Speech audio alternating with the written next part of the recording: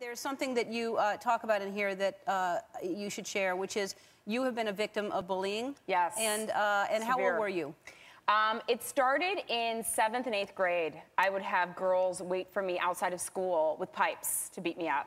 For what reason? What were they picking on? They were picking on me because their boyfriends would look at me on the way home. Mm-hmm. And I was so terrified. And I remember, you know, after hearing all the bully stuff, I kind of went back and evaluated what I was thinking, looking out the window, terrified. Like, why didn't I tell my mom? Why didn't I tell the teacher? And it was because I didn't want my mom or anyone to think I was weak. Mm-hmm. Like, I wanted my mom to look at me like I was a strong girl. So I was always scared to tell her. And then it got worse. By the time I got to high school, the girls, even in the first week, were throwing pies at my face, ripping out my hair, spitting on me, and then the worst part was when they lit my hair on fire on the bus.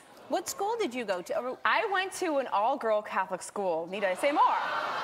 But we also went to school next to a public school. So we got on the bus, the city bus, and the public school got on before us on the bus. So they would just attack and be so vicious that and this was all through my high school. Like I literally got a call from my high school saying, if Jenny misses one more day of school, she's not going to get her diploma. And my mom was like, you've got to go. Because I was so terrified. And this also led into, you know, it started actually with a boy also in 7th grade or 8th grade. I don't want my mom's going to be watching. It was the first time I kind of got, you know, risky with a boy, and he saw my bra.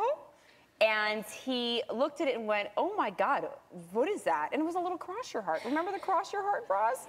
And he looked at me and started falling on the ground, laughing and calling me a dork and all these names, and I'm ugly and gross. And I remember running home and crying. And the next day he said to me, like at school, you know, I'm breaking up with you because you're a dork. And that made my insecurity at that age, from that point on, horrible. I mean, it's the reason why I got implants. I mean, it scarred me to the point of not feeling good about myself. When I was on Singled Out, I went back to Chicago to kind of have fun with my friends in a bar, and I ran into that boy. He came up to me, and he said, oh my God, you grew up hot. Do you want to dance? And I go, I don't dance with dorks. Good for you.